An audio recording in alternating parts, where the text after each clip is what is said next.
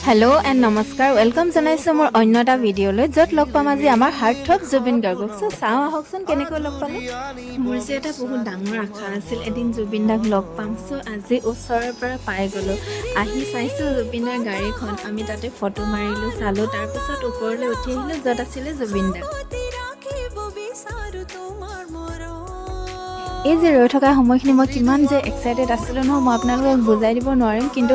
বহুত বেছি নাৰ্ভাছো আছিলোঁ কাৰণ হাৰ্টথ্ৰব জুবিন গাৰ্গক বহুত মানুহৰে এটা সপোন থাকে যে তেওঁক এবাৰ লগ পাম কথা পাতিম চ' এই টাইমটো মোৰ কাৰণে সদায় বিশেষ আৰু এই যে দেখিছে আমি তিনিজনী ৱেইটিং কৰি আছোঁ কাৰণ আমাক প্ৰথমতে জুবিনদাৰ ৰুমত সোমাব পাৰ্মিশ্যন দিয়া নাছিল কাৰণ যিহেতু জানে আপোনালোকে সকলোৱে জুবিনদাৰ নতুন মুভি আহি আছে চিকাৰ বুলি